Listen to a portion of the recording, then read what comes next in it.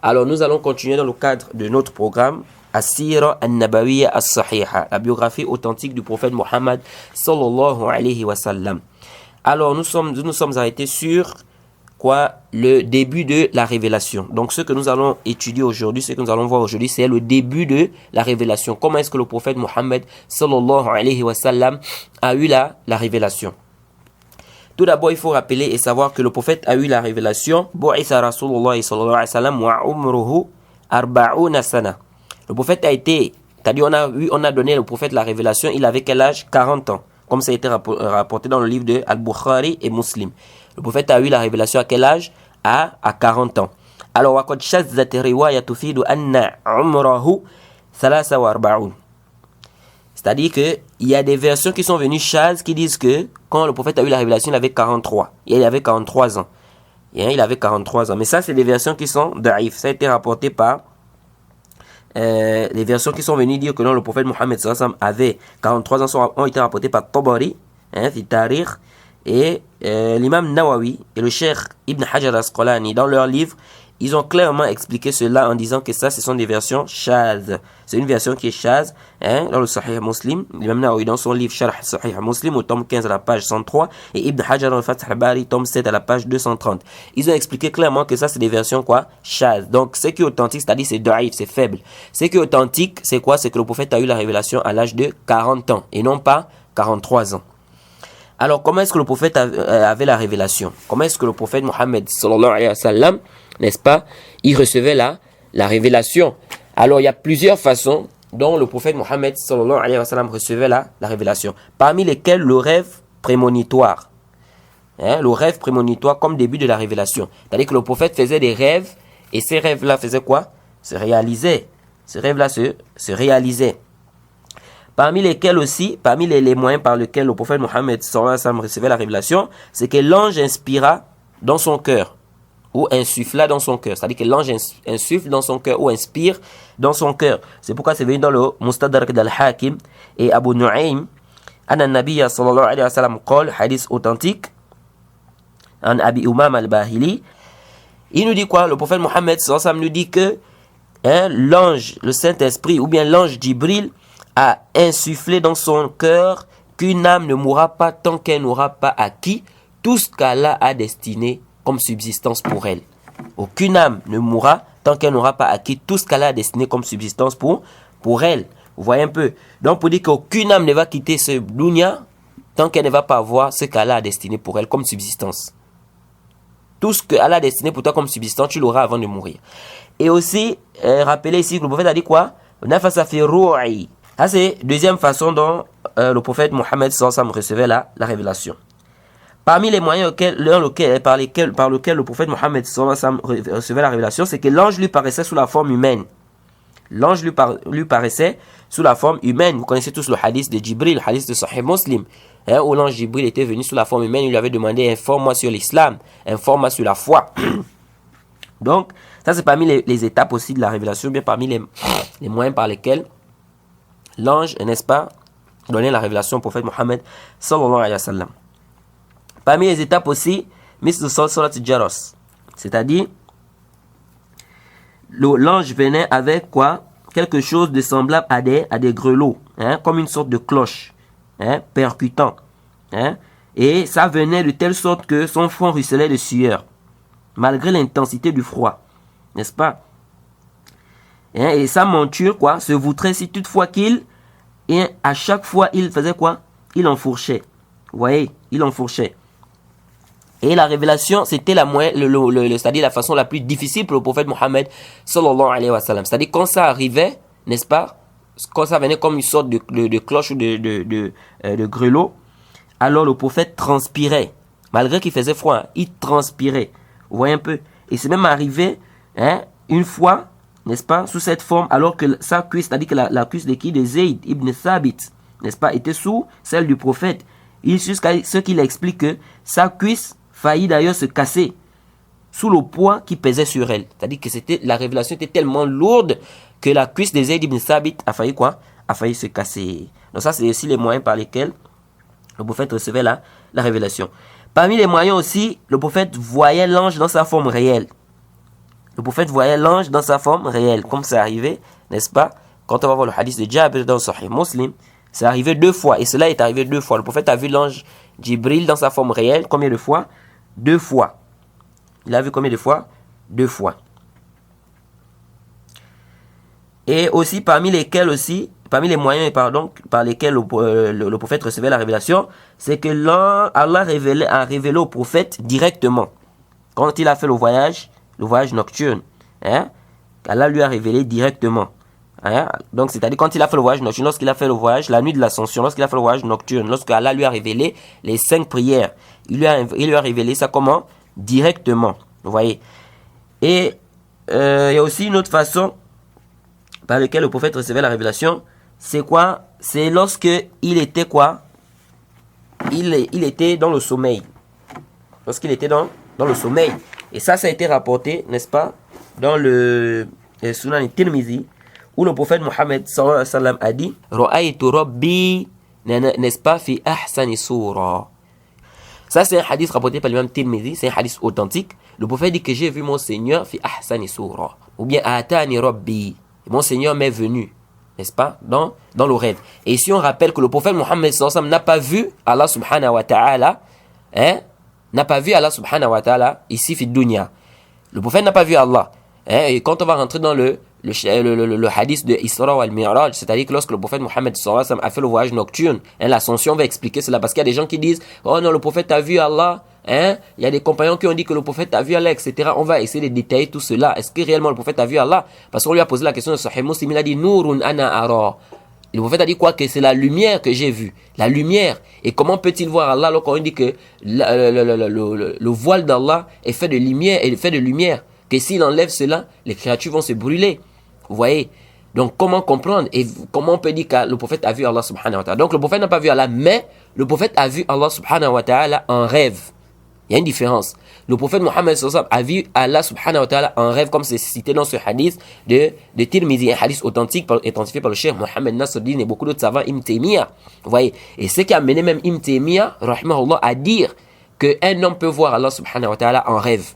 Vous voyez, Ibn Taymiyyah allait jusqu'à dire ça, jusqu'à dire que quelqu'un peut voir Allah subhanahu wa ta'ala en rêve. Mais ça aussi, ça nécessite un bahth. Parce que le prophète, les compagnons du prophète qui sont les meilleurs des créatures, il n'a jamais été rapporté qu'ils ont vu Allah en rêve. Il n'y a que le prophète qu'on a vu, c'est-à-dire qu'il nous a été rapporté seulement que le prophète a vu Allah en rêve. Mais les compagnons du prophète, Abu Bakr, Omar, Osman, Ali, radiyallahu anhum, ça nécessite vraiment une richesse un peu plus approfondie. Mais déjà, il faut retenir que le prophète Mohammed sallallahu alayhi wa sallam a vu Allah en rêve. Et Ibn Qutayba a même écrit un livre concernant cela.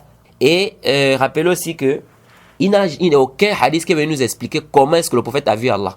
C'est-à-dire qu'il n'y a aucun hadith qui nous explique que le prophète, quand il a vu Allah, il est venu nous dire que j'ai vu Allah, Allah était comme ça, il était comme ça, il était comme ça, bien il était comme ça. Non. Aucun hadith authentique n'est venu nous expliquer cela. Vous voyez, donc on s'arrête là où les textes se sont arrêtés. Les textes nous ont dit que le prophète a vu Allah et il n'y a pas eu plus, on ne nous a pas donné davantage d'informations par rapport à ça. Donc venez dire maintenant que le prophète a vu Allah et puis il a expliqué, il a dit qu'Allah était comme ça, Allah était comme ça, Allah était comme ça. Ça là, lam yasbut wala yasih. Il n'y a aucun hadith qui vient nous expliquer cela. Donc je disais que parmi les moyens par lesquels le prophète recevait aussi la révélation, c'est quoi? C'est que ça venait comme si le prophète dormait. Hein, parce que c'est venu dans le Sahih Muslim. Vous voyez, on nous dit que le prophète un jour, il a baissé la tête, donc comme si il a dormi. Ensuite, il a levé la tête et il s'est mis à rire. Vous voyez? Et les compagnons ont dit, pourquoi est-ce que tu ris, ya Rasulallah, ô messager d'Allah? Il a dit, on a fait descendre sur moi une sourate. Et il a dit, Bismillahirrahmanirrahim, au nom d'Allah le tout miséricordieux, le très miséricordieux, Inna a'tayna kal kawthar. Certes, nous t'avons accordé quoi? Le kawthar. Certains savants disent que le prophète ne reçoit pas le Coran en dormant. Le prophète ne reçoit pas le Coran en dormant. Pourquoi ils disent que? Parce que ici les sahaba ont pensé que le prophète a dormi, mais il n'a pas dormi. Il a juste baissé sa tête. Donc ils disent que le prophète ne reçoit pas le Coran en dormant. Donc certains savants le disent. Et une huitième, sinon une dernière façon, il y a certains savants qui ont ajouté cela aussi, par lesquels le prophète recevait la révélation. Une des façons, c'est quoi? Ils disent que Allah lui parlait directement sans intermédiaire. Allah lui parlait directement sans intermédiaire. C'est pourquoi certains savants qui ont écrit dans Ulumul Quran, ils ont cité cette partie-là. Ils ont cité cela en disant que Allah lui parlait directement sans quoi? Sans intermédiaire. Et parmi lesquels ils citent le Isra wa Mi'raj. Ils disent quand le prophète a fait le voyage nocturne, hein, Allah lui a parlé sans quoi? Sans intermédiaire. Mais ça aussi c'est un débat. Est-ce que c'est vrai ou pas? C'est vraiment un débat entre les savants. Et aussi je tiens à rappeler que, comme les savants disent, que toutes ces façons-là de recevoir la révélation n'ont été regroupées que sur le prophète Mohammed sallallahu alayhi wa sallam. De tous les prophètes qui sont passés, les savants disent que c'est le prophète Mohammed sallallahu alayhi wa sallam qui a regroupé toutes ces façons-là. Vous voyez, toutes ces façons-là. L'ange venait sous la forme humaine, l'ange lui insufflait la révélation dans son cœur, l'ange, il a vu l'ange dans sa forme réelle, n'est-ce pas? Il a eu la révélation en montant au ciel, n'est-ce pas? C'est-à-dire que toutes ces façons-là de recevoir la révélation, ils disent quoi? Ils disent que cela n'a été regroupé que sur le prophète Mohammed sallallahu alayhi wa sallam. Alors, quand est-ce que le prophète Mohammed sallallahu alayhi wa sallam a eu la révélation? Et ici, je tiens aussi à rappeler que avant la révélation, le prophète Mohammed sallallahu alayhi wa sallam aimait souvent s'isoler dans la grotte de Hira.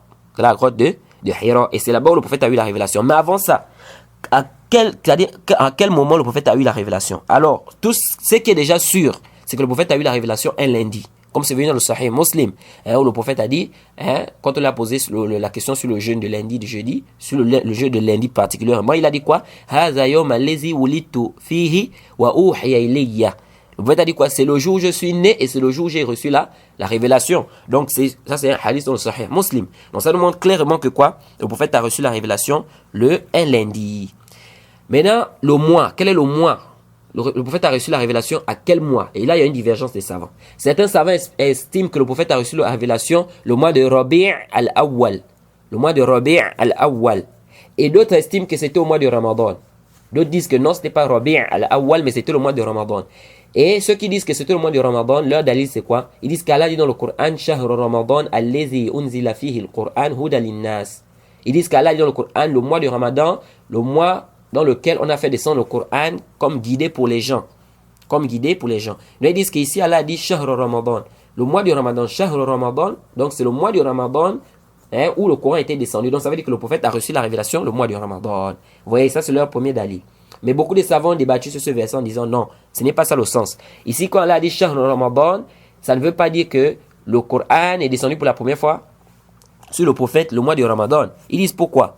Ils disent on sait que la période de la révélation a duré 23 ans. La révélation a duré 23 ans. Ils disent que ici, là, le sens c'est quoi? C'est que Allah a fait descendre le Coran, n'est-ce pas? Dans la maison qui se trouve au ciel. Il y a une maison au ciel, où Allah a fait descendre le Coran en une seule fois. Donc ici, ce n'est pas le sens que le prophète a eu la révélation pour la première fois le mois du Ramadan. Pourquoi? Parce que le verset nous dit que le Coran est descendu le mois du Ramadan. Mais ici, ça peut apporter un ishkal. Quelqu'un peut avoir une shubhat ici, il peut dire, mais comment le Coran est descendu le mois du Ramadan alors qu'on sait que le Coran est descendu une période de 23 ans.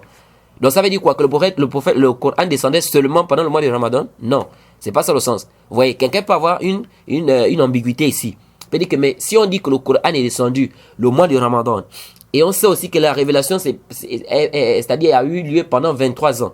Mais comment comprendre? Vous voyez, ici, c'est ça le sens. C'est-à-dire que le Coran est descendu en un bloc le mois de Ramadan dans cette maison qui se trouve au ciel. Donc, c'est ce qu'il faut dire. C'est comme ça que c'est savants expliqué. Ici, ils ont dit ça ne veut pas dire que le prophète a reçu sa première révélation le mois de Ramadan. Ils ont aussi un autre dalil, ceux qui disent que c'était le mois de Ramadan. Ils disent que c'est venu dans les sirah de Ibn Ishaq. Ils disaient que le prophète Mohammed avait l'habitude de s'isoler, ou bien d'aller se mettre là-bas, d'aller s'isoler là-bas dans la grotte de Hira pendant le mois de Ramadan. Il dit si les hadiths nous disent que le prophète partait souvent s'isoler dans la grotte de Hira le mois de Ramadan, donc ça veut dire que c'est le mois de Ramadan qu'il a reçu la révélation. Mais ça c'est un hadith da'if. Ça c'est un hadith da'if. La yasih wa la yathbut. C'est un hadith faible. Un autre dalil qu'ils ont aussi, c'est ce qui est rapporté dans les sirah d'Ibn Ishaq, qui dit Anna Nabiyya sallallahu alayhi wa sallam kana yut'im al-masakin fi Hira. Ils disent que le prophète avait l'habitude de nourrir les pauvres dans la grotte de Hira. Ça aussi c'est da'if. Ça aussi c'est da'if. Donc, ceux qui disent que le prophète Mohammed a reçu la révélation pendant le mois de Ramadan, ça là vraiment fihi nazar. Ce qui est juste, c'est que le prophète a reçu la révélation fi Rabi' al-Awwal. Il y a certains asar qui viennent justifier cela, certains hadiths qui viennent soutenir cela. Donc, ceux qui disent que le prophète a eu la révélation au mois de Ramadan, ça, ce n'est pas vraiment solide. Alors, comme je disais tantôt que le prophète avait l'habitude de s'isoler dans la grotte de Hira.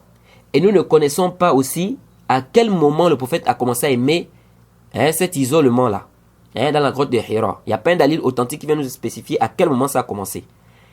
Et aussi, nous ne connaissons pas aussi, concernant les visions que le prophète avait avant la révélation, comme on a dit que le prophète avait souvent des visions avant la révélation. Et lorsqu'il faisait des rêves, ça se réalisait, c'est-à-dire ça se réalisait ces rêves-là. Vous voyez, c'était toujours réel.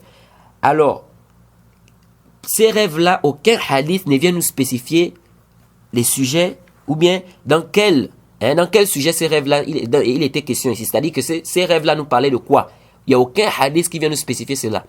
C'est-à-dire que aucun hadith ne vient nous expliquer, n'est-ce pas, quels sont, n'est-ce pas, les sujets, ou bien quelles sont les choses que le prophète Mohammed sallallahu alayhi wa sallam voyait dans ces rêves-là. Il n'y a aucun hadith qui nous explique cela. Il n'y a aucun hadith qui nous explique cela. On sait seulement que le prophète faisait des rêves et que ces rêves-là, n'est-ce pas, se réalisaient comme a dit Aïcha. Comme a dit Aïcha. Et aussi, il faut rappeler aussi que le prophète Mohammed, quand il allait s'isoler souvent dans la grotte de Hira, cette grotte-là, on ne doit pas l'adorer Allah là-bas. C'est-à-dire, on ne doit pas considérer que cette grotte-là a une spécificité. C'est-à-dire qu'on va maintenant dans cette grotte, on commence à adorer Allah, ou bien on commence à se frotter en pensant qu'on va prendre les bénédictions, les barakats. Ça, c'est pas venu ni du prophète, ni des compagnons du prophète Mohammed sallallahu alayhi wa sallam. L'information qu'on a, c'est que la grotte Ghar al-Hira, c'est une grotte, n'est-ce pas, où le prophète a eu la révélation. Maintenant, quant au fait maintenant de dire qu'on va maintenant l'adorer aller là-bas, ou bien on va aller se frotter avec les pierres qui sont là-bas, etc., pour prendre les bénédictions, tout ceci, ça n'a pas été rapporté du prophète Mohammed sallallahu alayhi wa sallam. C'est des bid'a, c'est des muhdathat. Alors, donc, Jibril est venu. C'est Aïcha qui nous rapporte l'histoire de la révélation du prophète Mohammed sallallahu alayhi wa sallam. Ça, c'est dans le Sahih al-Bukhari. Elle nous rapporte cela en disant ceci. Elle dit que قالت عائشة رضي الله عنها فجاءه ملك فيه فقال اقرأ فقال له النبي صلى الله عليه وسلم ما أنا بقارئ فأخذني فخطني حتى بلغ مني الجهد ثم أرسلني فقال اقرأ فقلت ما أنا بقارئ فأخذني فخطني ثانية حتى بلغ مني الجهد ثم أرسلني فقال اقرأ باسم ربك الذي خلق. Vous voyez, ici là, Aïcha est en train de nous décrire quoi? Aïcha est en train de nous décrire la révélation du prophète Mohammed. Elle dit ثم قال اقرأ باسم ربك الذي خلق خلق الإنسان من علق اقرأ وربك الأكرم. ثم قالت فرجع بها حتى دخل على خديجة فقال زملوني زملوني فزملوه حتى ذهب عنه الرع فقال يا خديجة مالي يا خديجة مالي وأخبرها الخبر قال قد خشيت على نفسي فقالت له كلا أبشر فوالله لا يخزيك الله أبدا إنك لتصل الرحم وتصدق الحديث وتحمل الكل وتقري الضيف وتعين على نوائب الحق. ثم انطلقت به خديجة حتى أتت به ورقة فكلما أوفى لكي يلقي منه نفسه تبدى له جبريل فقال يا محمد إنك رسول الله حقا. Alors ça c'est un hadith qui est rapporté dans le Sahih Bukhari, hadith de Aïcha. Elle nous dit ceci, que l'ange est venu voir le prophète Mohammed sallallahu alayhi wa sallam dans la grotte de Hira. Et il a dit au prophète, récite, iqra, lis. Le prophète a dit, je ne sais pas lire, je ne sais pas réciter, je ne sais pas lire. L'ange a dit, l'ange le saisit. Ensuite, l'ange le lâcha avec une force et dit, lis. Le prophète répéta, je ne sais pas lire. L'ange le prit encore une deuxième fois, il le serra. Après quoi, l'ange le relâcha. Et il dit encore, lis. Et il dit, je ne sais pas lire. Et il a fait cela la troisième fois. Et la troisième fois, il a dit quoi? Il lui a dit, récite ou bien lis au nom de ton Seigneur qui a créé l'homme d'une adhérence. Lis, ton Seigneur est le très noble. C'est Sourate 96 au verset 1 jusqu'à 3. Vous voyez, il a enseigné à l'homme ce qu'il ne connaissait pas. Il a enseigné à l'homme ce qu'il ne connaissait pas. Il a enseigné à l'homme par la plume, n'est-ce pas? Et enseigné à l'homme ce qu'il ne savait pas. Vous voyez, l'ange lui a dit ça. Ensuite, qu'est-ce qui s'est passé? Le prophète a fui. Le prophète était épris de peur. Alors, qu'est-ce qui s'est passé? Il a fui. Il est allé en courant, en criant. Zammilouni, zammilouni, zammilouni. C'est-à-dire, couvrez-moi, couvrez-moi. couvrez-moi, c'est-à-dire avec un manteau. Et c'est ainsi qu'on couvrira le prophète Mohammed sallallahu alayhi wa sallam. Et Aïcha nous dit quoi? Que on couvrira le prophète Mohammed sallallahu alayhi wa sallam jusqu'à ce que sa peur s'en alla. Et ensuite il a dit enveloppez-moi, bien couvrez-moi, couvrez-moi. Et il a dit à Khadija, qu'est-ce qui m'arrive? Qu'est-ce qui m'arrive? Et celle-ci lui retraça la scène. Alors le prophète dit quoi? J'avais peur pour moi-même. Et Khadija lui dit, non, ma foi, Allah ne t'humiliera jamais. Tu cultives la parenté. Tu assistes les nécessiteux. Tu donnes l'hospitalité aux autres, c'est-à-dire aux invités. Et tu aides à faire triompher la vérité. Vous voyez donc, elle dit quoi? Allah ne va pas t'humilier. Toi qui gardes les liens de parenté, toi qui es véridique dans tes langages, bien dans ton langage, toi qui aides le nécessité, etc. Vous voyez, le prophète avait déjà ces bons comportements-là, même bien avant la révélation. Bien avant la révélation, le prophète avait déjà ces bons comportements-là. Mais ici, avant qu'on ne continue, j'aimerais amener une faïda ici, en guise de profit. Pourquoi est-ce que le prophète Mohammed sallallahu alayhi wa sallam a eu peur? Il a eu peur tout simplement parce que, non seulement il était seul dans la grotte, mais en plus l'ange est descendu sur lui d'un endroit où il ne s'attendait pas. Et il ne connaissait pas cet ange-là, vous voyez. Donc c'est normal qu'il puisse avoir peur. Et il ne savait pas qui était cet ange-là, vous voyez. Donc il a eu peur à cause de ça. Et pourquoi est-ce que l'ange a serré le prophète Mohammed sallallahu alayhi wa sallam? C'est-à-dire pourquoi l'ange a serré le prophète Mohammed sallallahu alayhi wa sallam? Les savants disent que c'est pour que le prophète sache que ce qu'il est en train de vivre là, c'est quelque chose de réel. Pour que le prophète sache que ce qu'il est en train de vivre là, c'est quelque chose de réel. Parce que s'il avait seulement vu l'ange comme ça, il pouvait peut-être se dire, bon, c'est peut-être une hallucination, c'est-à-dire c'est peut-être, j'ai vu ça comme ça, c'est une hallucination. Mais l'ange l'a serré afin qu'il sache que c'est quelque chose de réel qu'il est en train de vivre là, ce n'est pas quelque chose d'imaginaire. Vous voyez? Ensuite, qu'est-ce qui s'est passé? Ensuite, Khadija est parti avec le prophète Mohammed sallallahu alayhi wa sallam chez son cousin, Waraqa ibn Nawfal. Celui-ci, c'était un chrétien depuis l'époque anté-islamique. Il savait écrire l'hébreu et il écrivait aisément l'évangile dans cette langue. Alors, c'était aussi un grand sage. Il avait perdu la vue, donc il était aveugle. Khadija s'adressa à lui en ces termes: cousin, écoute ce que va dire le fils de ton frère, Ibn Akhi. Ça, c'était une parole qui était connue de chez les Arabes. Chez les Arabes, souvent, même si tu n'es pas le fils de son frère, il t'appelle Ibn Akhi. Le fils de mon frère. C'est pourquoi certains savants disent qu'on peut le faire aujourd'hui. Tu peux dire à quelqu'un Ibn Akhi, le fils de mon frère. Qu'est-ce que tu dis? Même si c'est pas réellement le fils de ton frère. Ça, c'était quelque chose qui était connu chez les Arabes comme ça. Vous voyez? Elle a dit quoi? Écoute ce que va dire le fils de ton frère, Ibn Akhi. Le prophète Waraqa a dit au prophète Mohammed sallallahu alayhi wa sallam, il a dit, Ya Ibn Akhi, oh le fils de mon neveu, le fils de mon frère, pardon. Qu'est-ce qui s'est passé? Alors le prophète décrit ce qu'il vit. Et Waraqa reprit en disant, ça c'est un namous qui est descendu sur Moussa. Ensuite il a dit, si seulement j'étais jeune, si seulement j'étais en vie au moment où ton peuple te fera sortir. Le messager d'Allah dit, vont-ils me faire sortir? Le prophète a dit oui.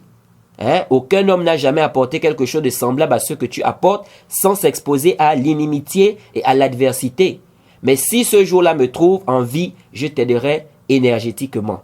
C'est-à-dire, je vais t'aider avec toute l'énergie, ou tout ce que j'aurai comme énergie. Vous voyez? Ensuite, Waraqa ne tarda pas à mourir. Et la révélation fut interrompue. Vous voyez? Et ici aussi, il y a un point qu'il faut rappeler ici. C'est que, ici, Waraqa Ibn Nawfal, il a dit Hada Namus allazi unzila ala Moussa. Ça, c'est le Namus qui est descendu sur Moussa. Le Namus, ici, ça veut dire quoi? Le Namus, il y a une divergence des savants. Certains savants disent le Namus, ça veut dire la révélation. Ça veut dire la révélation. Donc, c'est-à-dire, ça, c'est la révélation qui était descendue sur Moussa, qui est descendue sur toi. Et d'autres disent non, le sens ici de Namus, c'est pas la révélation, c'est Jibril. C'est-à-dire, un Namus, ça veut dire ici, ça, c'est Jibril qui était descendu sur Moussa, qui est descendu sur toi. Vous voyez? Et après, on nous dit que la révélation a été interrompue. Et lorsque la révélation était interrompue, Zuhri dit, c'est-à-dire dans le hadith, là on nous dit quoi? Dans ce qui nous est parvenu, le prophète allait souvent se jeter, il voulait se suicider. Le prophète voulait se suicider. Donc il allait au niveau de la montagne, il voulait se jeter là-bas au niveau de la montagne. Il voulait faire quoi? Se jeter, donc se suicider. Et à chaque fois qu'il voulait se suicider, l'ange venait lui dire, oh Mohammed, tu es réellement le messager d'Allah. Oh Mohammed, tu es réellement le messager d'Allah. Et à ce moment, il hésitait de se suicider ou bien de se jeter par la montagne. Alors, quand on lit ce hadith, on a l'impression que cette partie-là est dans le Sahih Bukhari, selon les conditions de l'imam Bukhari. Mais malheureusement, cette partie qui dit que le prophète voulait se suicider, il voulait se jeter par la montagne, Ça, ce n'est pas selon les conditions de l'imam Bukhari. Ça, c'est parmi les balarat de Zuhri. C'est-à-dire que c'est Zuhri qui a amené cette parole-là. Ce n'est pas la parole du prophète, c'est la parole d'Aïcha. Aïcha s'est arrêtée quand elle a dit quoi? Que le prophète Mohammed sallallahu alayhi wa sallam, Waraka est mort, n'est-ce pas, avant de vivre la révélation. Maintenant, l'ajout qui dit Fima balarana, dans ce qui nous est parvenu, le prophète voulait aller se jeter à la montagne, il voulait se suicider, avec tellement qu'il était triste, parce que la révélation était interrompue, donc il voulait maintenant se suicider. Ça, ce n'est pas authentique. C'est quoi? C'est parmi les balarat de Zuhri, et c'est mursal même, c'est daif, ce n'est pas authentique. Bien que vous allez trouver ça dans le Sahih Bukhari. Lorsque vous lisez le Sahih Bukhari, vous allez trouver ça là-bas dedans. Quelqu'un va dire, mais comment? On nous a dit que Sahih Bukhari, Sahih Muslim, c'est les livres les plus authentiques après le Coran. Mais comment c'est fait qu'on dit c'est daif? Non, ça ce n'est pas selon les conditions de l'imam Bukhari, non. Ici, c'est Zuhri, c'est la parole de Zuhri. Zuhri qui fait partie des tabi'in, qui fait partie des tabi'in. Un tabi'i, c'est quoi? Un tabi'i, c'est celui qui a rencontré les compagnons, mais qui n'a pas rencontré le prophète Mohammed sallallahu alayhi wa sallam. Et qui était musulman, qui est bon musulman. C'est ça un tabi'i.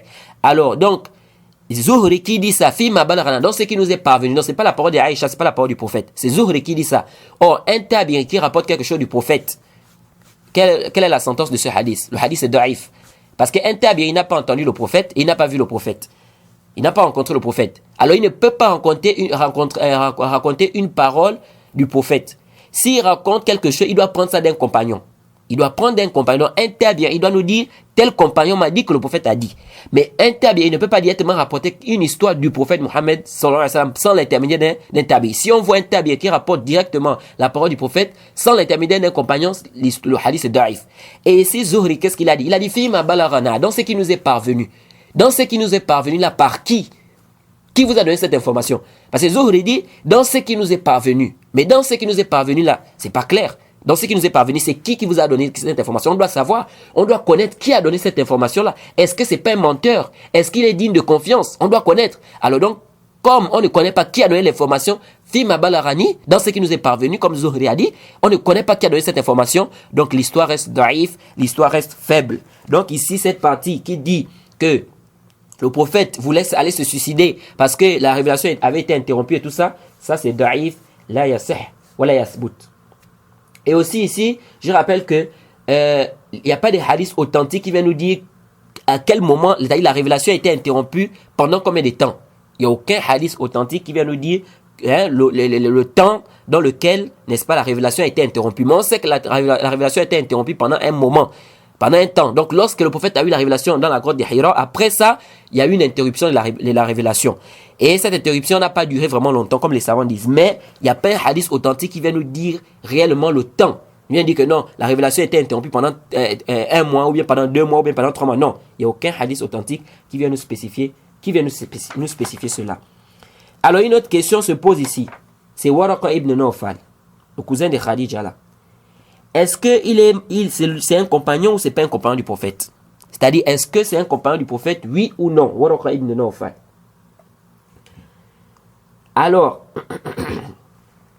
Waraqa ibn Nawfal, c'est une divergence des savants. Certains savants considèrent que c'est lui le premier compagnon, d'autres estiment non, parmi les garçons bien sûr. Mais ce qui est juste, c'est que c'était le premier compagnon du prophète Mohammed sallallahu alayhi wa sallam. Pourquoi? Parce qu'un compagnon, c'est celui qui a rencontré le prophète, qui a cru en lui et qui est mort musulman. Et Waraqa ibn Nawfal, il a cru au prophète Mohammed sallallahu alayhi wa sallam, jusqu'à ce que le prophète a même fait une information, a même informé qu'il est au paradis. Et le cheikh Ibn al-Uthaymin, dans son livre Sharh Aqidatu al-Wasitiyya, il a rappelé que Waraqa est le premier compagnon du prophète Mohammed sallallahu alayhi wa sallam. Et Ibn Hajar aussi, al-Asqalani, dans son livre Al-Isaba fi Tamyiz as-Sahaba, où il a cité ceux qui sont reconnus comme étant des compagnons du prophète et ceux qui ont été cités comme étant des compagnons, que ce n'étaient pas des compagnons. Il a cité beaucoup de catégories de personnes là-bas concernant quoi? Concernant le suhba, c'est-à-dire que ceux qui ont accompagné le prophète Mohammed sallallahu alayhi wa sallam. Et c'est un grand livre, Al-Isaba de Ibn Hajar. C'est un grand livre vraiment qui est vraiment important. Si vous voulez connaître qui sont ceux-là qui sont les compagnons du prophète, qui sont ceux qui ne sont pas les compagnons du prophète, etc., vous pouvez lire ce livre-là, l'Isaba. Et là-bas, il a cité Waraqa ibn Nawfal parmi les compagnons du prophète Mohammed sallallahu alayhi wa sallam. Alors, donc je disais tantôt que le prophète a donné même une information qu'il est au paradis. Le prophète a dit, comme c'est bien dans le livre de le Sunan de Al-Bazar et Ibn Asakir, عن عائشة رضي الله عنها أن النبي صلى الله عليه وسلم قال لا تسبوا ورقة لا تسبوا ورقة فإني رأيت له جنة أو جنتين والصحيح والألباني في الصحيح السيرة.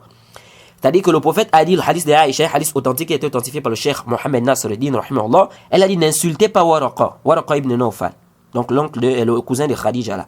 Car je l'ai vu, il possède un paradis ou deux paradis deux jardins pardon, ou un jardin au paradis. Il possède un jardin ou deux jardins au paradis. Et c'est un hadith authentique. Et c'est venu aussi dans le Musnad de Abu Ya'la, fi Musnadihi, an Jabir ibn Abdillah.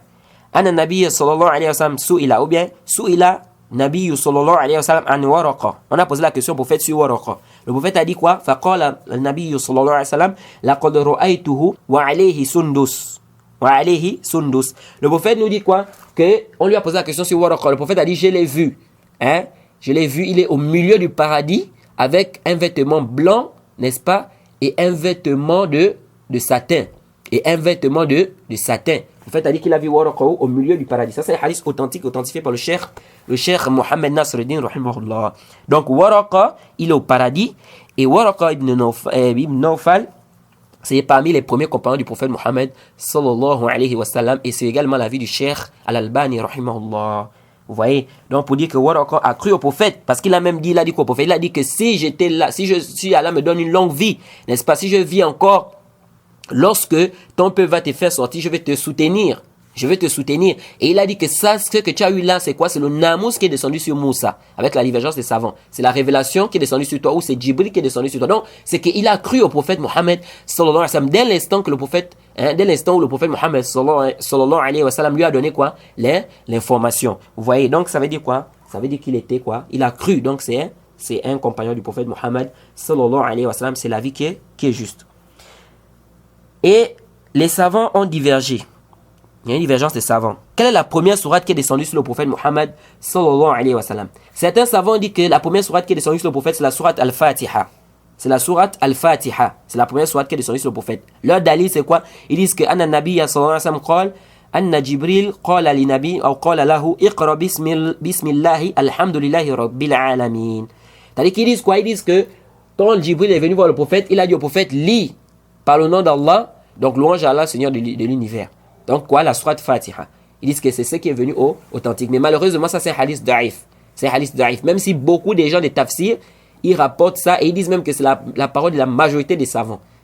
Hein, la parole de la majorité des savants qui disent quoi? Que la première sourate qui est descendue, c'est la sourate Al-Fatiha. Mais ça c'est da'if. Ça c'est da'if. Le hadith qui est venu dessus est da'if, ce n'est pas authentique. Donc ce qui est juste, c'est que ce n'est pas la sourate Fatiha qui est la première sourate qui est descendue sur le prophète Mohammed sallallahu alayhi wa sallam. Et il y a deux autres avis.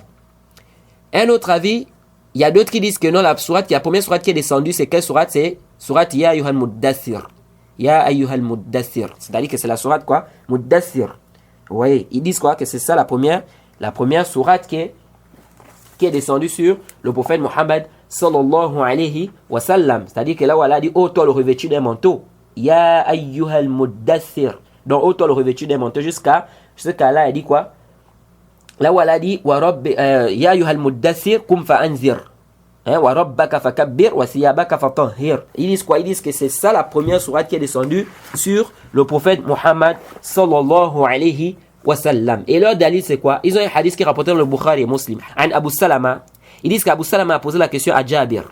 Ayyu Qur'an unzila qabl? Faqala Ya ayyuhal muddathir.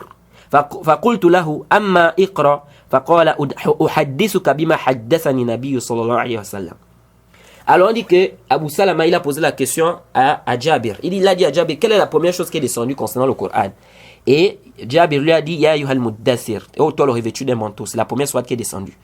Ensuite Abu Salama a dit à Jabir et quant à la sourate Iqra, la sourate Li, l'adhérence, la sourate l'adhérence qu'on a lu tout à l'heure. Jabir a dit, je te dis ce que le prophète Mohammed sallallahu alayhi wa sallam m'a dit. Je te dis ce que le prophète Mohammed sallallahu alayhi wa sallam m'a dit. Donc ça c'est leur dalil. Ils disent que donc ici ça montre quoi? Ça montre que la première sourate qui est descendue c'est quoi? Ya ayyuhal muddathir. Et un autre avis, le troisième avis, et c'est l'avis qui est juste. Le troisième avis, c'est l'avis qui est juste, qui dit quoi? Que la première sourate qui est descendue c'est la sourate l'adhérence. Iqra. Ça c'est la première sourate qui est descendue sur le prophète Mohammed sallallahu alayhi wa sallam. C'est l'avis qui est juste. Alors, si c'est l'avis qui est juste, maintenant, comment comprendre la parole de Jabir? On a posé la question, quelle est la première chose qui est descendue concernant le Coran? Et il a dit quoi? Ya yuhal mudaththir. Il a dit quoi? Ensuite, il a dit, je t'ai dit ce que le prophète m'a dit. Comment comprendre cela? Alors, dans ce hadith-là, il n'y a aucun dalil qui vient nous prouver que la première chose qui est descendue, c'est quoi? C'est Surat Mudaththir. Pourquoi? Parce que dans la version du hadith, qu'est-ce que Jabir a dit? Quand il a expliqué le hadith du prophète, parce que c'est le prophète qui lui explique ça, qui lui explique ce que Jibril lui a dit. Il dit que le prophète a dit quoi? Thumma ja'ani allazi ja'ani fil ghar. Attention ici, ça c'est le mahal shahid. Le prophète a dit quoi? Le prophète a dit quoi? Thumma ja'ani allazi ja'ani fil ghar. C'est très important. Le prophète a dit que, il dit alors, il dit soudain j'ai vu une voix du ciel. Alors, il levant les yeux, je vis le même ange qui m'était apparu à Hira.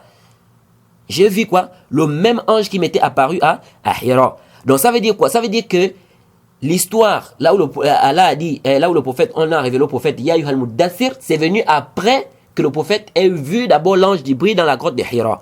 Donc ça montre que quoi? Ça montre que c'est Surat Iqra qui est venu avant. Vous voyez? Parce que le hadith est rapporté dans le Bukhari et Muslim. Hein? C'est ça dit quoi? Le prophète nous dit quoi? Il dit alors que je marchais, j'entendis soudain une voix appelant du ciel. Ça c'est un hadith rapporté par Bukhari et Muslim. Il dit alors que je marchais, j'entendis soudain une voix appelant du ciel. Alors levant les yeux, j'ai vu le même ange qui m'était apparu à Hira, assis sur une chaise entre le ciel et la terre. Je fus tellement surpris que je roulais à terre. Le prophète a eu peur. Il s'est mis à fuir, à courir. Il dit de retour à ma famille, je m'écriais enveloppez-moi, enveloppez-moi. Et on m'enveloppa.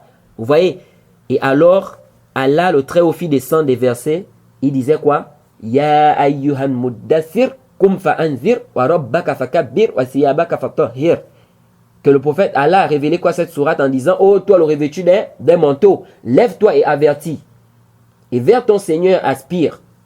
Hein? Wa siyabaka fatahhir. Et purifie quoi? Et purifie ton vêtement. Vous voyez? Donc pour dire que cette sourate est venue après la sourate Iqra. Puisque le prophète dit ici, puisque le prophète dit et mais il dit je vis, levant les yeux, je vis le même ange qui m'était apparu à Hira. Donc ça veut dire quoi? Ça veut dire que le qissat de Hira s'est passé avant, c'est-à-dire que l'histoire de la grotte de Hira s'est passée avant quoi? Avant que le prophète ne reçoive la descente de cette sourate là qui est sourate Mudaththir. Vous voyez? Donc ce qui nous montre que ce qui est juste, la vie qui est juste, c'est que la vie, c'est la vie qui dit que la première sourate qui est descendue, c'est quelle sourate? C'est sourate Iqra. Ça c'est la vie qui est juste. Et aussi, je vais te rappeler ici qu'il y a des versions qui sont venues d'Aïf, qui disent que quand Jibril est venu voir le prophète dans la grotte de Hira pour la première fois, il enseignait aussitôt au prophète les ablutions. Il enseignait les ablutions au prophète, donc il enseignait au prophète comment on fait les ablutions. Mais ça c'est d'Aïf. Ça c'est d'Aïf. Il y a d'autres versions qui disent aussi que lorsque Jibril, le prophète est parti vers Khadija, elle a su tout de suite que c'était la révélation, c'était Jibril, que c'était pas Shaitan. Elle a directement imaginé que c'est pas Shaitan qui t'embrouille, c'est Jibril. Vous voyez ça aussi, c'est d'Aïf. Et il y a aussi des versions qui disent que lorsque le prophète a vu Jibril à la grotte de Hira, on lui a, n'est-ce pas, on lui a ouvert la poitrine. On lui a ouvert quoi? La poitrine pour une deuxième fois. Vous savez qu'on avait déjà vu l'histoire quand on avait parlé de la petitesse du prophète. On avait vu que le prophète, on avait ouvert la poitrine au prophète quand il était petit, n'est-ce pas? Les anges, n'est-ce pas? Quand il était chez les Bani Sa'diya, hein? Lorsqu'il était chez Halima, des Bani Sa'diya, hein? Bani Sa'diya, chez les Bani Sa'd. Vous voyez donc, ce qui prouve que ça c'est d'Aïf, hein? Le hadith qui vient dire que on a fait, quand Jibril est venu trouver le prophète dans la grotte de Hira, il a ouvert le prophète la poitrine encore pour une deuxième fois. Ça c'est d'Aïf. Là yasih ou la yathbut, parce que ça a été rapporté dans le Musnad de Toyal ici, et dans la chaîne de transmission on a un Mubham. Donc il y a des rapporteurs qui ne sont pas cités, donc le hadith est d'Aïf. Et d'autres disent que lorsque Jibril est venu dans la grotte de Hira, le prophète était en train de dormir. Le prophète était en train de faire quoi? Il était en train de dormir. Ça c'est rapporté par Ibn Ishaq, Sira Ibn Hisham. Mais ça c'est d'Aïf parce que c'est parmi les mursal de Ubayd ibn Umayr. Vous savez que le mursal, quand on dit qu'un hadith est mursal, ça veut dire quoi? Un hadith mursal, c'est un hadith qui est rapporté par un tabi'i qui rapporte directement du prophète. On a dit qu'un tabi'i n'a pas rencontré le prophète, donc un tabi'i ne peut pas rapporter directement du prophète. Non, il doit forcément rapporter par l'intermédiaire d'un compagnon. Donc si un tabi'i rapporte directement du prophète, le hadith est da'if, le hadith est mursal. Donc ça c'est da'if aussi. Et il y a d'autres hadiths aussi qui disent que c'est Abu Bakr qui a accompagné le prophète chez Waraqa ibn Nawfal. Ça aussi c'est da'if. Ça aussi, c'est quoi? C'est da'if, la yasih. Wala yathbut. Tout ceci, la yasih, wala yathbut.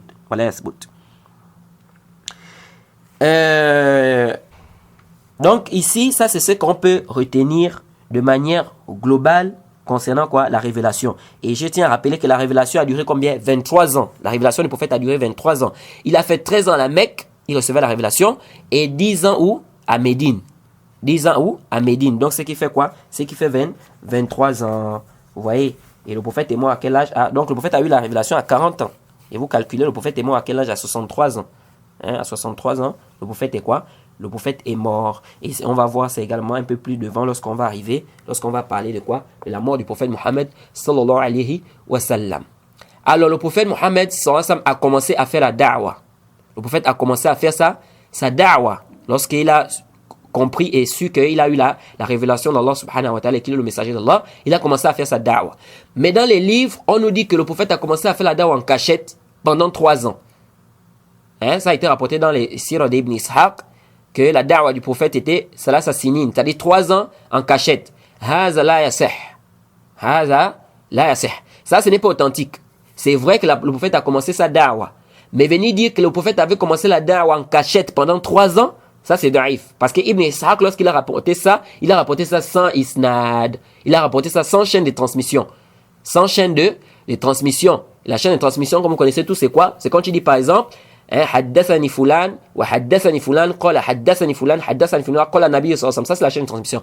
C'est-à-dire quand tu dis par exemple Mohammed m'a dit, que Qasim m'a dit, que Aïcha m'a dit, ou bien que Ibrahim m'a dit. Ça c'est la chaîne de transmission. Tel a dit que tel a dit que tel a dit que tel a dit que le prophète Mohammed sallallahu alayhi wa sallam a dit. Donc ça on appelle ça quoi? Le isnad, la chaîne de transmission.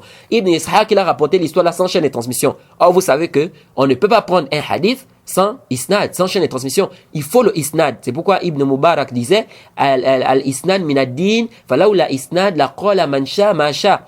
Il disait que la chaîne de transmission fait partie de la religion. S'il n'y avait pas la chaîne de transmission, tout le monde devait dire ce qu'il veut. Vous voyez, parce que tout le monde devait dire le prophète a dit. N'importe qui peut venir dire le prophète a dit. Mais qu'est-ce qui nous prouve que le prophète a dit? Vous voyez, donc il faut la chaîne de transmission. C'est pourquoi si un hadith, on n'a pas de chaîne de transmission, le hadith est da'if, la yasih, wa la yasbut. Donc Ibn Ishaq il a rapporté ça dans ses sirah sans chaîne de transmission en disant que le prophète a fait 3 ans, il appelait vers Allah en cachette. Vous voyez, ça c'est la yasih wa la yasbut. Et rappelez aussi que le prophète a commencé sa révélation, il a commencé à prêcher les gens les plus proches. Il a commencé à prêcher quoi?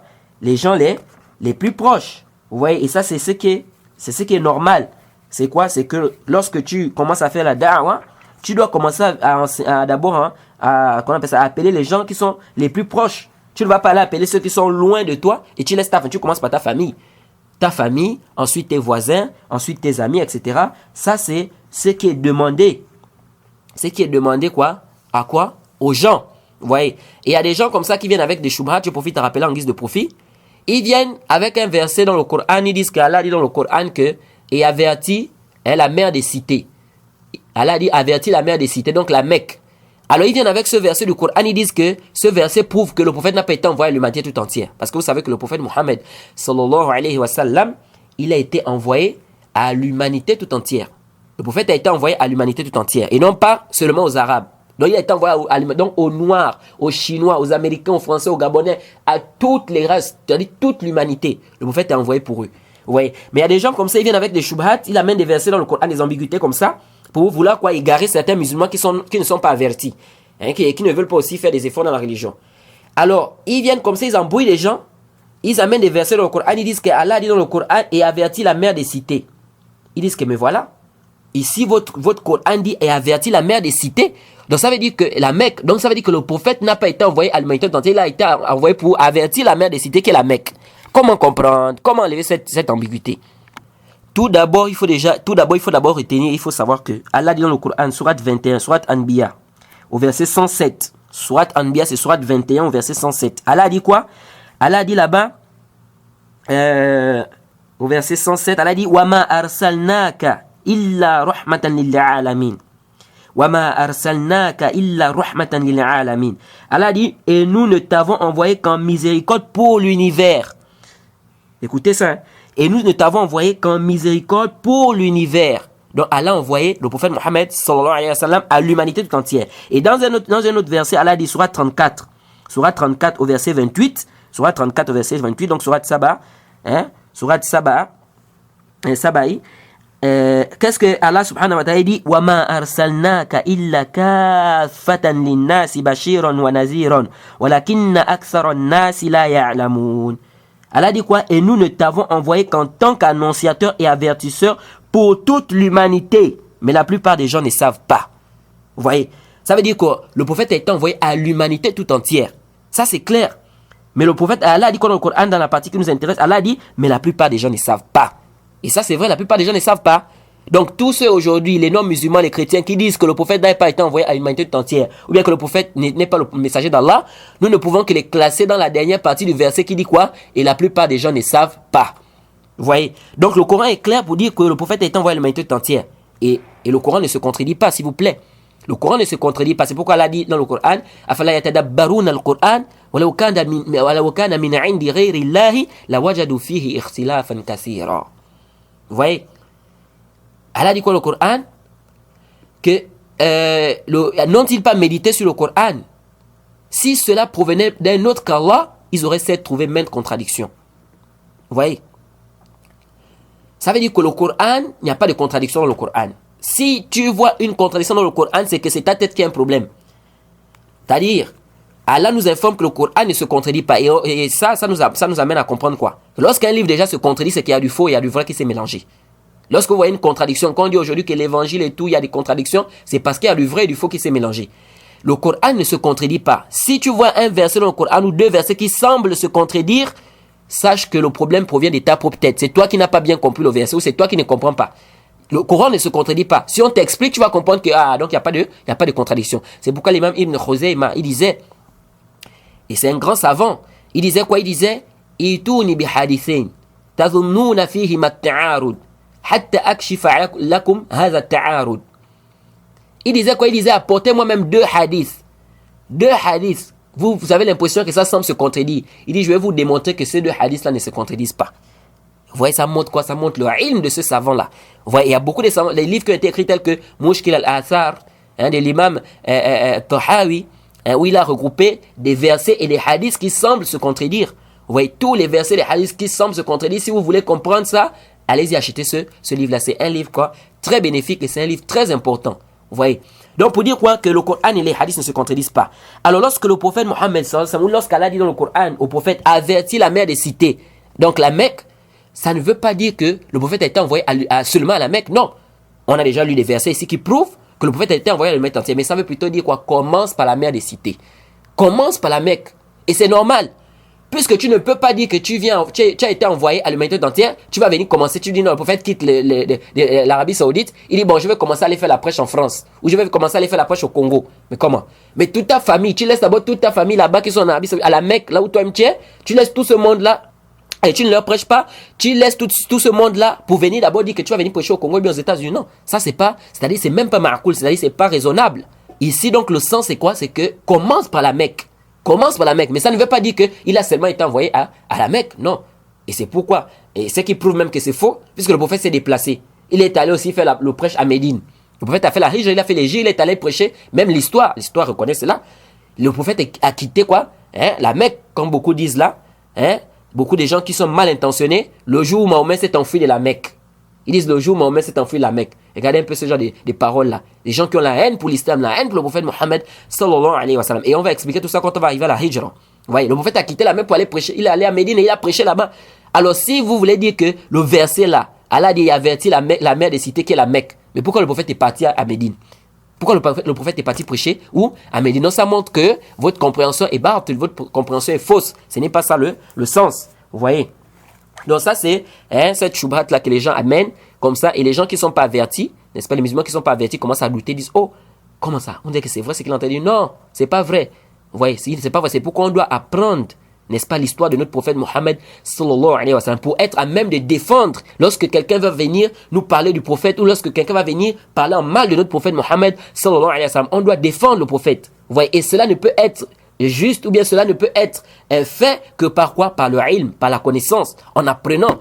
Parce que si on n'a pas appris, si on est dans l'ignorance, ce sera difficile pour nous de repousser les ambiguïtés de quoi? Des non-musulmans du côté adverse ou bien des gens qui sont contre l'islam. Et ça, c'est le défi du monde aujourd'hui. Le défi du monde aujourd'hui, c'est que on attaque l'islam Les gens attaquent l'islam et ils passent par qui? Par le prophète Mohammed sallallahu alayhi wa sallam. Alors si les musulmans n'ont pas appris, leur religion, alors ce sera difficile. On va être humilié, comme le prophète a dit dans le hadith authentique, quand il a parlé du djihad, que lorsque vous allez laisser le djihad, Allah va faire quoi? Il va vous humilier jusqu'à ce que vous allez revenir vers votre religion. Donc si on revient vers la religion, Allah va nous élever. Mais tant qu'on va abandonner la religion, Allah va toujours nous humilier. Vous voyez, donc ce qui revient à dire quoi? On doit faire quoi? On doit chercher à apprendre notre religion. On doit chercher à apprendre l'histoire de notre prophète. Comment est-ce que était le prophète Mohammed sallallahu alayhi wa sallam? Qu'est-ce que le prophète a enseigné? Comment étaient ses comportements? Pour être à même de quoi? De défendre le prophète Mohammed sallallahu alayhi wa sallam. Alors donc, le prophète a commencé sa da'wah. Et lorsque le prophète a commencé sa da'wah, parmi les premières personnes qui se sont islamisées, comme vous savez tous, Khadija a cru au prophète, elle est parmi, on dit awwal man aslama minan nisa. Elle est parmi les aslamat minan nisa, c'est-à-dire que parmi les femmes, elle est la première qui s'est islamisée. Elle est la première quoi? Qui s'est islamisée. Et elle a aidé le prophète Mohammed sallallahu alayhi wa sallam. Elle a soutenu le prophète Mohammed sallallahu alayhi wa sallam pendant sa révélation. Vous voyez? Et on avait déjà expliqué le mariage de Khadija avec le prophète Mohammed sallallahu alayhi wa sallam. Et aussi, parmi les gens qui se sont islamisés aussitôt, Ali ibn Abi Talib.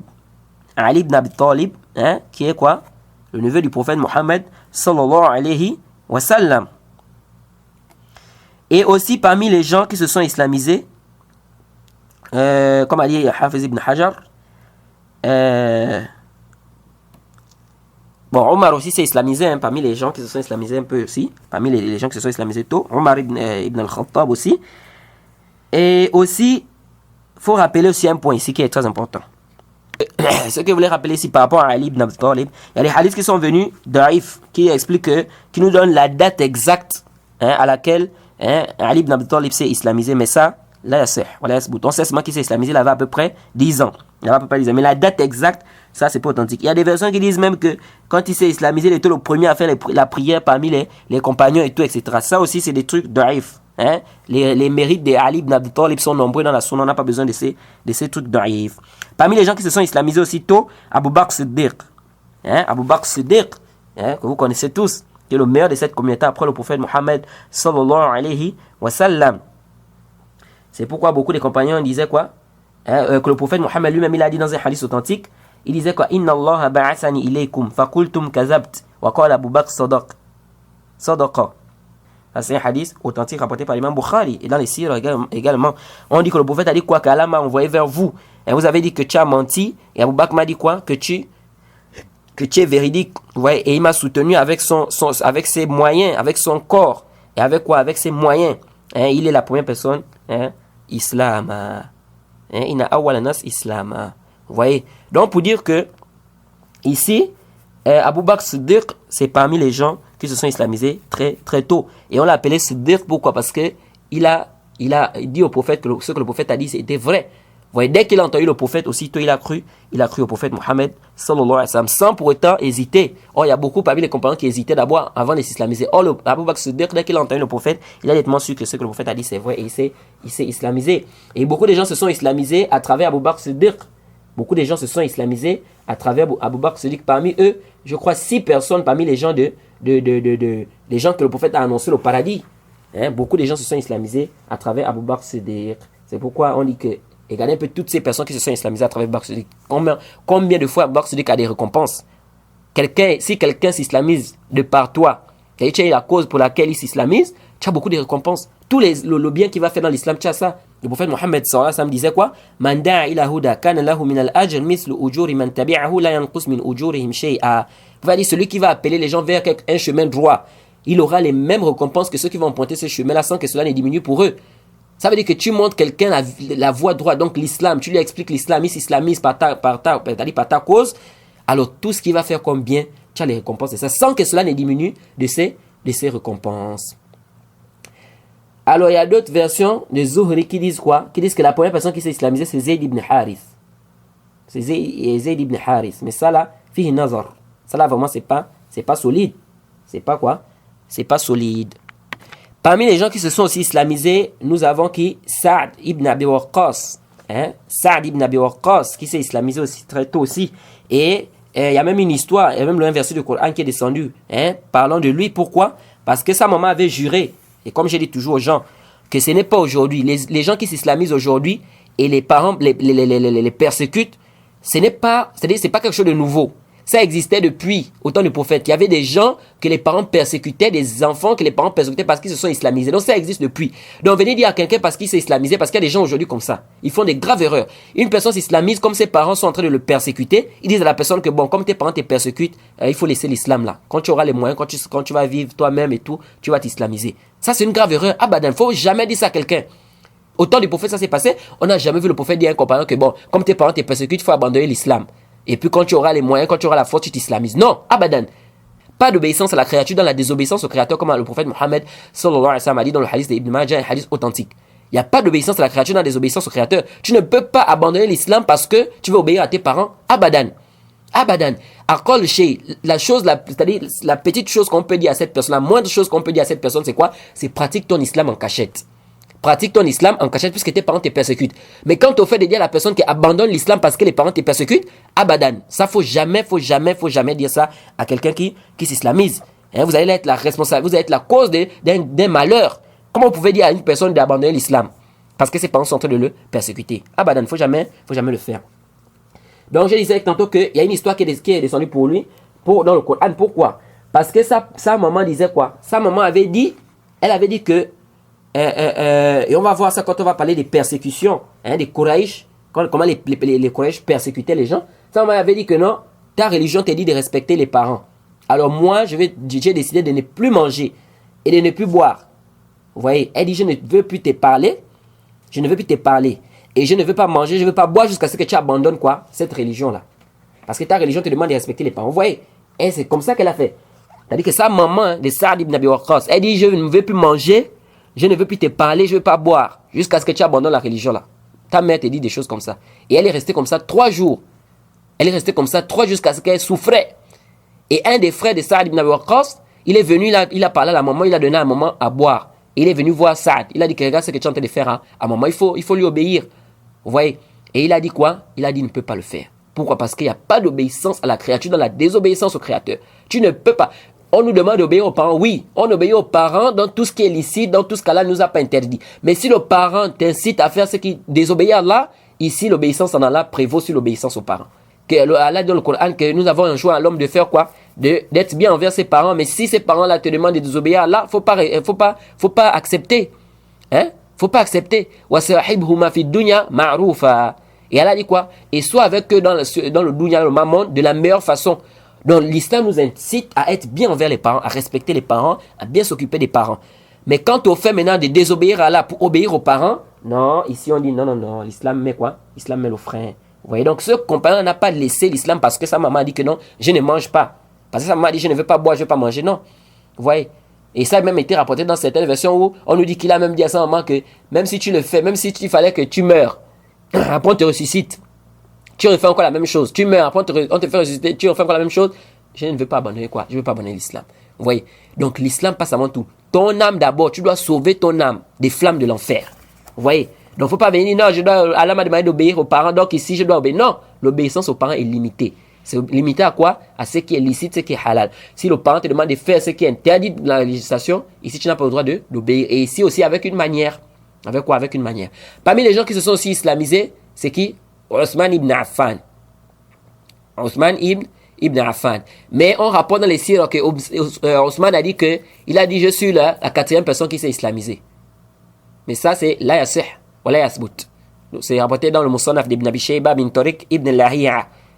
C'est-à-dire que ça, il y a une version, la version qui dit ça, c'est été rapporté par Ibn Lahiya. Ibn Lahiya, c'est un rapporteur qui a rapporté des hadiths, mais il s'est, à la fin de sa vie, commencé à s'embrouiller avec les hadiths parce que, en fait, il avait écrit des hadiths dans des livres. Et tous ces livres, Allah l'a éprouvé, tous ces livres se sont brûlés. Lorsque tous ces livres se sont brûlés, qu'est-ce qui s'est passé? Il a commencé à s'embrouiller avec les hadiths. Vous voyez, il rapportait, maintenant il faisait rentrer un hadith dans un autre hadith, et quand on lui disait que c'est lui qui a rapporté ce hadith, il disait, oh, c'est pas moi qui vous ai rapporté ça, donc il s'embrouillait. Donc ce qui a fait que beaucoup de savants disent que ces hadiths sont daïfs. Mais, ces hadiths sont authentiques si on voit les gens qui ont rapporté de lui avant que ces koutoubs ne se brûlent. On regarde les gens qui ont rapporté de lui avant que ces koutoubs ne se brûlent, on prend les hadiths là, et ils sont un nombre de 3. Abdullah ibn Mubarak, Abdullah ibn Mubarak, Abdullah ibn Wahb, et puis un autre là, un autre rapporteur, cela ne me vient pas à l'esprit maintenant. Vous voyez, je m'en souviens pas maintenant. Mais il y a 3 rapporteurs. Ce qui est sûr, c'est qu'il y a 3 rapporteurs. C'est Abdullah ibn Mubarak, Abdullah ibn Wahb, et le troisième, j'ai oublié. Ces 3 personnes, lorsqu'ils rapportent, n'est-ce pas, de Abdullah ibn Lahiya, on prend 2. Pourquoi? Parce que eux, ils ont rapporté de lui avant qu'il ne commence à s'embrouiller. Ça, c'est dans le ilm al-hadith. Ici, comme je disais tantôt, que ce n'est pas notre science. C'est-à-dire que ce n'est pas le cours ici. Le cours n'est pas sur la science du hadith, mais c'est sur la biographie du prophète. Mais de temps en temps, on met un peu des parenthèses concernant le ilm al-hadith pour que les gens aient une petite idée. Donc, le hadith, c'est da'if. Le hadith qui dit que Ousmane a dit que je suis la 4e personne qui s'est islamisée, ça, c'est da'if. Et il y a aussi Talha ibn Ubayd, Ibn Ubaydillah, qui s'est aussi islamisé. Maintenant, les tafasil, c'est-à-dire que les détails de son islamisation aussi, ça là aussi, la yasih wa la yasbut, ce n'est pas authentique. Parce que c'est venu dans les tabaqat d'Ibn Sa'd, min tariq al-Waqidi, wa huwa matrouk. C'est venu dans les tabaqat d'Ibn Sa'd, et dans la chaîne de transmission d'Al-Waqidi. On avait déjà dit Waqidi, quand il est dans la chaîne de transmission, le hadith c'est quoi? Et da'if jiddan, parce qu'il est matrouk. Parmi les gens qui se sont aussi islamisés, il y a Zubair ibn al-Awwam. Zubair ibn al-Awwam qui aussi est islamisé. Parmi les gens aussi qui se sont islamisés tôt, nous avons Khalid ibn Saïd ibn As. Maintenant, les tafasul, les détails de son islamisation aussi, lam yathbut. Parce que c'est Waqidi qui a rapporté ça. Et ça aussi, c'est, comme on a dit, Waqidi, c'est quoi? C'est da'if. Parmi les gens qui se sont aussi islamisés tôt, Abdullah ibn Mas'ud. Abdullah ibn Mas'ud, comme il nous rapporte l'histoire que Kuntu ghulaman ara'a ghanaman. Vous voyez, ça c'est Abdullah ibn Mas'ud. Il dit quoi? Il dit que il était en train de faire quoi? Il était en train de garder un troupeau. Et Abu Bakr et Omar sont venus. Ils sont venus lorsque les mécréants étaient en train de les poursuivre. Vous voyez donc, ils sont venus vers Abdullah ibn Mas'ud. Ils ont dit, est-ce que tu as du lait à nous donner? Il a dit, je n'ai pas du lait à vous donner. Ensuite, il leur a dit il a dit, parce que je suis là juste pour garder le troupeau. Après, il a dit, est-ce que tu n'as pas une bête qui n'a pas encore de lait? Et ils ont dit oui. Alors le prophète a pris cette bête-là. Il a touché les mamelles de cette bête. Il a invoqué Allah et le lait est sorti. Vous voyez, ça c'est parmi les miracles du prophète Mohammed sallallahu alayhi wa sallam. Et on va voir ça, le prophète a fait beaucoup de miracles. Les gens qui disent non mais votre prophète, quels sont les miracles que votre prophète a fait? Notre prophète a fait beaucoup de miracles. Et ce qui amène des musulmans aujourd'hui à raisonner comme ça ou à être incapables de citer les miracles du prophète, c'est le jahl, c'est l'ignorance. Pourquoi? Parce que ils n'ont pas quoi? Ils n'ont pas la connaissance de l'histoire du prophète. C'est pourquoi on dit c'est important de connaître l'histoire du prophète. On va voir que le prophète a fait plusieurs miracles et on va détailler cela inchallah. Là c'est parmi les miracles. Donc il a invoqué et la chamelle a eu quoi? A eu le lait. Vous voyez, et ils ont bu, lui Abu Bakr, et ils ont même donné à Abdullah ibn Mas'ud. Et beaucoup disent que ça, c'est pas même les causes qui ont fait qu'Abdullah ibn Mas'ud s'islamise. Vous voyez, ça, c'est pas même les causes qui ont fait qu'Abdullah ibn Mas'ud s'islamise. Et aussi, Ammar ibn Yasir. Parmi les gens qui se sont islamisés tôt, Ammar, c'est pourquoi il disait quoi? Ra'aytu Rasulullah sallallahu alayhi wa sallam wa ma ma'ahu ila khams wa imra'atan wa Abu Bakr.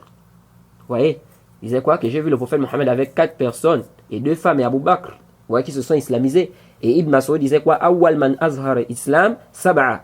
Rasulullahi, Abu Bakr, wa Ammar, wa Sumayya, wa Suhayb, wa Bilal, wa Miqdad. Vous voyez, ça c'est un hadith authentique rapporté dans le Musnad l'imam Ahmed, un hadith Hassan. Que Ibn Mas'ud a dit quoi? Il a dit, pour les premières personnes qui se sont islamisées ou qui ont montré l'islam, 7 personnes. Dit le prophète Mohammed, Abu Bakr, Siddiq, Ammar, Ummuhu Sumayya, donc c'est la maman de Ammar, qui est la première martyre de l'islam, Sumayya. Et on va voir comment est-ce qu'elle a été tuée. Elle a été tuée à cause de l'islam. Vous voyez, parce que quand les Quraysh, les mécréants ont commencé à persécuter les musulmans, ils ont tué beaucoup de musulmans. Et on va détailler ça, Inch'Allah, quand on va arriver dans ce chapitre-là. Et donc, Sumayya, c'est la maman de Ammar. Vous voyez, parmi les gens qui se sont islamisés tôt. Et après, il dit quoi? Il dit Suhayb et Bilal et Miqdad. Ça, c'est parmi les gens qui se sont islamisés très tôt. Et ce qu'il faut aussi retenir ici, c'est quoi? Et parmi les gens aussi qui sont islamisés, Amr ibn Abasa, il disait quoi? Il disait Kuntu wa anna fil jahiliya dhannu anna an-nas ala ad-dalal wa annahum laysu ala shay wa hum ya'buduna al-awthan. فسمعت برجل بمكة فقدمت عليه فإذا رسول الله صلى الله عليه وسلم مستخفيا. Dans ce hadith, qu'est-ce qu'il nous a dit là? Il nous dit ceci, Amr ibn Abasa, il dit dans la Jahiliya, il pensait que tout le monde était égaré. Il dit qu'il n'y avait personne qui était sur la religion de droiture. Il dit parce qu'ils adoraient les statues. Il dit lorsque il a entendu des informations concernant le prophète, que le prophète est en train de Vous avez le prophète enseigne à Mecque, etc. Il explique qu'il est prophète, etc. Alors il dit, j'ai pris ma monture, je suis allé vers lui. Et je l'ai trouvé là-bas, il était caché. Il était caché. Et je suis allé, je lui ai demandé, qui es-tu? Et il a dit, je suis le messager d'Allah. Et il a dit, c'est quoi un messager d'Allah? Ou bien c'est quoi un prophète d'Allah? Il a dit quoi? C'est-à-dire que Allah m'a envoyé. Et ensuite, il lui a dit quoi? Allah t'a envoyé avec quel message? Il a dit, Allah m'a envoyé en demandant aux gens de garder les liens de parenté. Il m'a envoyé pour détruire les statues. Il m'a envoyé pour qu'on fasse le tawhid, pour qu'on reconnaisse l'unicité d'Allah et qu'on ne lui donne aucun associé. Et il a dit au prophète, et qui est avec toi dans ça? Et il dit qu'il était avec Abu Bakr et Bilal parmi les gens qui ont cru au prophète Mohammed sallallahu alayhi wa sallam. Ça c'est un hadith qui est dans le Sahih Muslim, c'est un hadith authentique. Vous voyez? Donc ça nous montre quoi? Ici ça nous montre que lui aussi il sait, parmi les gens qui se sont aussi islamisés, il y a qui? Il y a Amr ibn Abasa. Mais ici Ibn Abasa, et ici il faut aussi retenir un point. C'est qu'ici il a dit il a trouvé le prophète Mustakhfiyan. Il a trouvé le prophète caché. Qu'est-ce que ça veut dire caché? Parce qu'on a dit là-bas tout à l'heure que le prophète, le hadith qui dit que le prophète a commencé sa dawa en cachette pendant 3 ans, ce n'est pas authentique. Mais ici, quand il dit il a vu le prophète caché, ça veut dire quoi? Ici, ça ne veut pas dire que le prophète enseignait les gens en cachette, non. C'est-à-dire que les Quraysh voulaient lui faire un mal. Alors donc, il s'est caché. Il s'est caché. Mais ça ne veut pas dire ici qu'il faisait la dawa en cachette, non. Ce n'est pas ça le sens. La yufham min hadha annahu da'a sirran, que le prophète appelait les gens en cachette, non. Ici, le prophète s'est caché, il a trouvé le prophète caché, c'est dans le sens où min adha al-Quraysh. C'est-à-dire, il s'est caché c'est-à-dire parce que les Quraysh voulaient lui faire du mal. Les Quraysh voulaient lui faire du mal, alors il s'est caché. Mais ici, ce n'est pas dans le sens où, on va dire que, ici, c'est pas le sens, où on va dire que le prophète Mohammed sallallahu alayhi wa sallam s'est caché ici, c'est-à-dire qu'il enseignait les gens en cachette. Donc, ça, c'est un peu les gens qui se sont islamisés. Ce sont un peu les gens qui se sont islamisés, n'est-ce pas, les premiers. Et bien évidemment, il y a eu ensuite d'autres compagnons qui se sont islamisés par après. Et ça, c'est ce que nous allons détailler, Inch'Allah, dans les cours à venir. On demande qu'Allah nous aide, qu'Allah nous pardonne. On va s'arrêter par ici. Et Inch'Allah, à partir du prochain cours, nous allons voir comment est-ce que le prophète a présenté sa dawa. Parce que lorsque le prophète a commencé, il prêchait d'abord à ses proches. Vraiment, on va s'arrêter par ici. Qu'Allah nous pardonne, qu'Allah nous guide, qu'Allah nous donne la bonne compréhension de la religion. Wa subhanaka Allahumma bihamdik. Wa ashhadu an la ilaha illa anta astaghfiruka wa atubu ilayk. Assalamu alaikum wa rahmatullahi wa barakatuhu.